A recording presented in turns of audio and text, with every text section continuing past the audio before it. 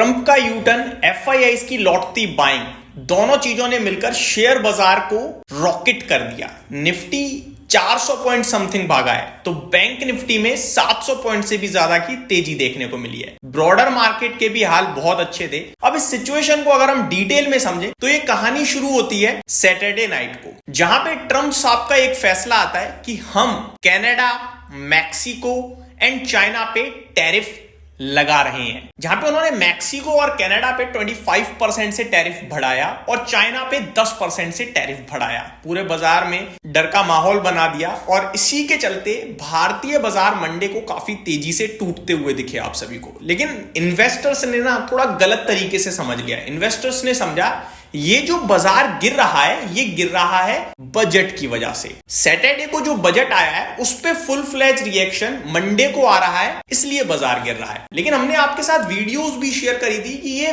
Budget का reaction नहीं, ये रिएक्शन है ट्रंप साहब के टैरिफ का। और ट्रंप साहब की बातों पे ज्यादा यकीन मत किया करो, क्योंकि ट्रंप साहब हर दिन एक नया बयान दे सकते हैं। और टैरिफ जैसी चीजों को लेकर मैंने स्पेशली आपके साथ एक वीडियो शेयर करी थी, जिसमें मैंने क्लियरली बोला था कि जो टैरिफ जैसी चीजें हैं ना, ये किसी के लिए अच्छी नहीं होती हैं, जिसको हम आगे वीडियो में समझेंगे। चलिए ठीक है, मंडे बाजार गिरते हैं, ग्लोबल मार्केट्स टूट जाता है। जब भारतीय बाजार ट्रेड कर रहा था तो डाउ फ्यूचर्स और नेस्डेक फ्यूचर्स में करीब 600 और 400 पॉइंट्स की गिरावट दिखती है। सबसे इंपॉर्टेंट बात यह थी कि जब अमेरिका के बाजार शाम को खुलते हैं भारतीय टाइमिंग के हिसाब से, तो गिरकर खुलते हैं 500-600 पॉइंट। और एक खबर आती है करीब भारतीय टाइमिंग के हिसाब से कल रात यानी मंडे नाइट 8:30-9 बजे ट्रंप साहब अपने जो फैसले थे टैरिफ हाइक को लेकर वो वापसी ले लेते हैं कि 1 महीने के लिए हम पॉज कर रहे हैं। अमेरिका यूटर्न मार देता है और करीब करीब नीचे से 500 पॉइंट रिकवर होकर बंद होता है। यही चीज आज भारतीय बाजार में खुशियों का माहौल लाते हुए दिखी।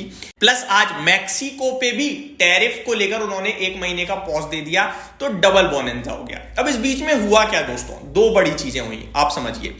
पहली बड़ी चीज ये हुई कि टैरिफ को पॉज कर दिया गया। दूसरी बड़ी चीज ये हो गई कि एफआईआईज की बाइंग लौट गई है और बाजार शूट कर गया है। अब आगे कैसा मूड माहौल रहेगा? क्या फुल फ्लैज तेजी लौट रही है? क्या इन्वेस्टर्स जो अपना एक पैसा रखे हुए थे कि चीजें सही हो जाएंगी तब लगाऊंगा, या फिर और गिरेगा 21,000 होगा 19,000 होगा तब लगाऊंगा, तो आपको अपना जो कैपिटल है क्या उसको लगा देना चाहिए या अभी भी आप वेट कर सकते हो? और इस सिचुएशन को कैसे समझना चाहिए, इसी को इस वीडियो में आप सभी के साथ डिटेल में शेयर करने जा रहा हूं। तो शुरू करते हैं बिना किसी देरी के। नमस्कार दोस्तों, मैं अंकुर उपाध्याय स्वागत करता हूं आप सभी का एक बार फिर से अपनी नई वीडियो में। दोस्तों ये जो 2 चीजें हैं ना, एफआईआईज की लौटती बाइंग और ट्रंप साहब का टैरिफ पॉज करना, ये दोनों ही चीजें इमोशनल वे में समझो। कैसे? देखो ट्रंप साहब है ना, वो पूरे कार्यकाल में ना इस तरीके से आपको झटके देंगे, खुशियां भी देंगे। बाजार उनके वर्ड्स पे ऊपर भी जाएगा, नीचे भी जाएगा। तो उससे आपको बाय या सेलिंग के बारे में नहीं सोचना चाहिए। आपको ये समझना चाहिए यार ट्रंप साहब ना कल को बदल सकते हैं, सिंपल। इससे ज्यादा कुछ मत सोचो आप। तो ट्रंप साहब के वर्ड्स पे अगर मार्केट रिएक्ट कर रहा है तो उस पे आपको कोई एक्शन नहीं लेना है, ऐसा मेरा पर्सनल मानना है। बट जो मार्केट का रिएक्शन होगा वो काफी सीवियर और काफी शार्प होगा, ये समझ लीजिए। सब लोग बातें भी करेंगे क्योंकि हो रहा है, बट वो कितने समय तक टिकेगी ये समझना जानना बड़ा इंपॉर्टेंट हो जाएगा। तो टैरिफ जैसी चीज, टैरिफ क्या है वो समझाता हूं। जो टैरिफ जैसी चीज है ना, ये ज्यादा लंबे समय तक नहीं चल सकती है, क्योंकि यहां पे एक व्यक्ति का नुकसान नहीं है, एक कंट्री का नुकसान नहीं है, 2 कंट्रीज का नुकसान होता है और थोड़ा बहुत ग्लोबल लेवल पे भी नुकसान होता है। कैसे? चलिए समझते हैं एग्जांपल की मदद से। इस केस में क्या हुआ था, यूएस ने कनाडा और मैक्सिको और चाइना पे टैरिफ लगा दिया। अब कनाडा और मैक्सिको के लिए यूएस पता है क्या है, सबसे बड़ी जगह है जहां पे वो अपना माल छोड़ते हैं या एक्सपोर्ट करते हैं, पहले और दूसरे नंबर पे। तो यूएस के लिए भी वो बहुत इंपॉर्टेंट है, क्योंकि उनकी कंट्री में सबसे ज्यादा माल वहीं से आ रहा है, सबसे ज्यादा प्रोडक्ट्स वहीं से आ रहे हैं, मैक्सिको एंड कनाडा से। और मैक्सिको और कनाडा के लिए भी सबसे ज्यादा इंपॉर्टेंट यूएस है, क्योंकि उसके लिए वो कस्टमर है। तो दोनों के लिए हो गया।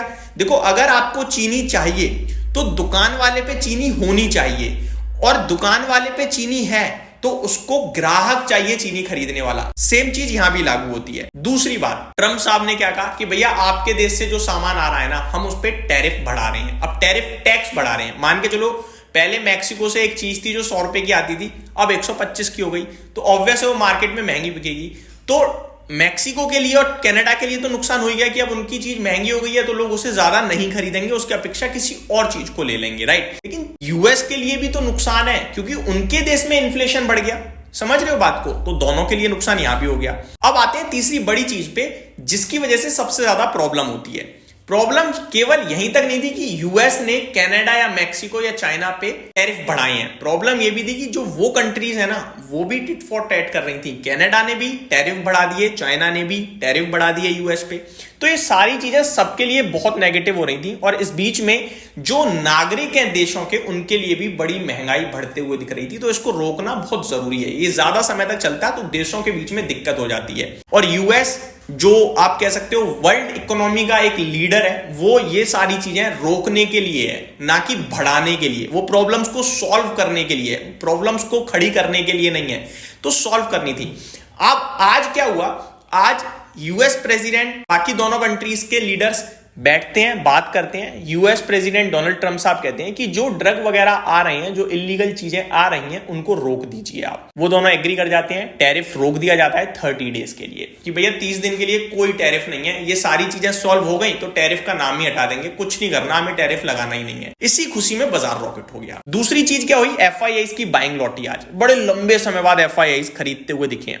अब कितना खरीद कर गए हैं एक बार डेटा की मदद से मैं आप सभी के साथ शेयर करना चाहूंगा। खरीदारी का फिगर देखें दोस्तों तो बहुत छोटा है, 809 करोड़ की बाइंग करी है एफआईआईज ने, और डीआईआईज की बात करें तो 430 करोड़ की सेलिंग करी है। ये नेट फिगर है। अगर ओवरऑल बात करूं तो एफआईआईज ने आज 18,105 करोड़ का खरीदा है, जिसके सामने 17,296 करोड़ का बेचा है।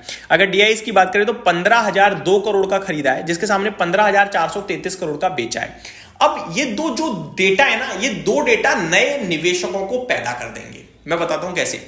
ऐसी सिचुएशंस में आप डेटा वेटा पे यकीन मत करो, इमोशंस को सोचने की कोशिश करो। जैसे मैं अपनी बात करूं तो मैं यहां पे कैसे सोचूंगा, जो बंदा खरीदने की कोशिश कर रहा था लेकिन नहीं ले रहा था, अब उसके लिए आज तीन बड़ी चीज हुई। पहली, निफ्टी 23,500 के ऊपर तो उसको ब्रेकआउट मिल गया। दूसरी, एफआईआईज बड़े लंबे समय बाद बायर बन गए तो ये उसके लिए सुपर पॉजिटिव हो गया। तीसरी, ट्रम्प साहब ने टैरिफ भी हटा दिया, जो प्रॉब्लम थी वो भी खत्म। लेकिन आप ये सोचो वो इन सारी चीजों को देखकर खरीदेगा, लेकिन ये तीन की तीन चीजें टिकाऊ नहीं है। ट्रम्प साहब, जैसा कि मैंने कहा, वो कुछ भी कर सकते हैं, तो भैया उस पर तो हम वैसे ही नहीं बोलेंगे। और वैसे भी तो 30 दिन की बात हो रही है, ठीक है। कल को कह दें कि भैया हमें कुछ दिख नहीं रहा, कनाडा मैक्सिको से रिलीफ मिल रहा है, मैं जल्दी भी बढ़ा सकता हूं टैरिफ, तो पहली बात वैसी गलत हो जाएगी। दूसरी, टेक्निकली जो ब्रेकआउट है वो कभी भी टूट सकता है। और तीसरा, एफआईआईज छोटा सा खरीदा है, एक दिन खरीद लिया, कल को फिर बड़ा माल डंप कर दें, पॉसिबिलिटीज है। तो ये तीनों चीजें टिकाऊ नहीं है। इस बीच में जो नया निवेशक बाजार में उतरेगा, कल को ये तीन चीजें पलटी और बाजार थोड़ा भी नीचे आया तो सबसे पहले यही बाजार में सेलिंग करेगा, क्योंकि इसके तीनों जो रीजंस थे खरीदने के पीछे वो गलत पड़ गए। और जब ये सेलिंग करेगा तो ये मार्केट में पैनिक क्रिएट कर देगा। तो आपको जो डिसीजन लेना है ना, वो जिस चीज को सोचकर आप डिसीजन ले रहे हो, वो चीज कितनी वैलिड है और कितनी ज्यादा लंबे समय तक टिक सकती है, ये सोचकर डिसीजन लिया करिए। यही मैं आपके साथ ज्यादातर कोशिश करता हूं। और इस तरीके की चीजें लाइफ लॉन्ग नहीं चलती हैं। तो अगर आप निवेशक हो तो निवेशक को कंपनी, उसकी वैल्यू, उसकी एक्चुअल वैल्यू ढूंढने की कोशिश करके निवेश करना है, गिरावट में खरीदना है, लंबी अवधि का व्यू बनाना है, 3-5 साल का बैठना है आराम से। हर दिन न्यूज देखोगे, हर दिन बाजार का मूवमेंट देखोगे, कभी बड़ा पैसा नहीं बना पाओगे। इसी के साथ इस वीडियो को खत्म करते हैं। उम्मीद करता हूं ये वीडियो जानकारी आपको पसंद आई होगी। Thank you so much for watching this video. जय हिंद दोस्तों।